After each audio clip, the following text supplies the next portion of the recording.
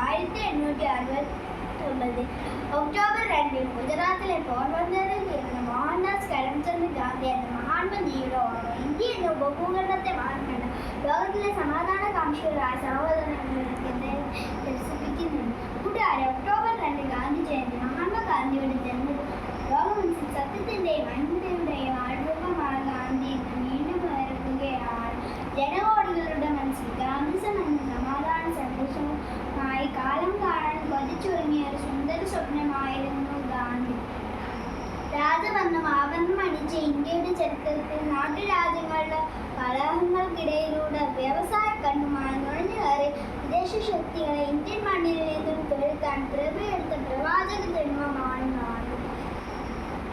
നിങ്ങളെ ഞാൻ അക്രമം പഠിപ്പിക്കുകയില്ല, കാരണം അതിൽ ഞാൻ വിശ്വസിക്കുകയില്ല.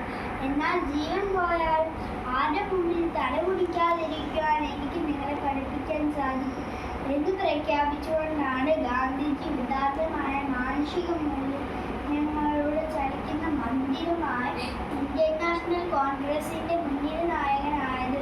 ഹിന്ദുയിസവും ജൈനിസവും ക്രിസ്ത്യതയിൽ ഏറെ സ്വാധീനം ചെലുത്തി ഗാന്ധി മനസ്സിൽ ഭഗവത്ഗീതയും ബൈബിളിലെ അഷ്ടവാക്യങ്ങളും ദേവസ്വരമായി.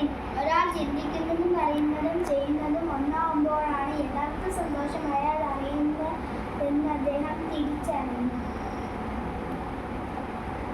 മറ്റുള്ളവർക്ക് സേവനം ചെയ്ത് സ്വയം നഷ്ടപ്പെടുമ്പോഴാണ് നിങ്ങൾ തിരിച്ചറിയുന്നത് എന്ന ഗാന്ധി സ്വപ്നം അദ്ദേഹത്തിൻ്റെ ഹൃദയത്തിൽ നിന്നും വീണതാണ്. ഭാരതത്തിൻ്റെ രാഗവും താളവും ഭാവവും തൻ്റെ ഉപവാസത്തിലും സത്യത്തിലും പ്രാർത്ഥനയും വെളിപ്പെടുത്തിയ ഗാന്ധിജിക്ക് ധാരാളം ഗുണങ്ങളുണ്ട്.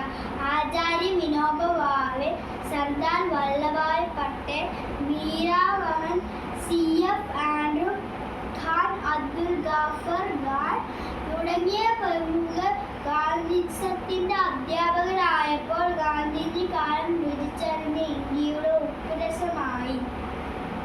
ഗാന്ധി ജയന്തി നമുക്ക് സേവന ദിനമാണ്. മുൻപിത് സേവന വാരമായിരുന്നു.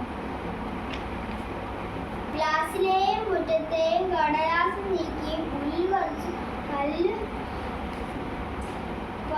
പറക്കിയും മാത്രം നമ്മൾ ഈ ദിനം ആചരിക്കരുത്. ഭാരതത്തിൻ്റെ സാമൂഹിക വളർച്ചയുടെ തടസ്സമായ നിൽക്കുന്ന ചിത്രവാസനകളുടെ മാലിന്യങ്ങൾ നമുക്ക് തൂത്തെറിയാൻ സാധിക്കണം. സ്വതന്ത്ര വഴിയിൽ നടക്കട്ടെ. നമ്മുടെ ക്ലാസും മുറിയും പരിസരവും നമുക്ക് മാലിന്യം വിമുക്തമാക്കാം. നമ്മിലെ ദുശീലങ്ങളെയും ദുഷിച്ച മൂല്യങ്ങളെയും തുടച്ചു നീക്കാൻ നമുക്ക് ഈ ഗാന്ധി ജയന്തി ദിനത്തിൽ സാധിക്കണം.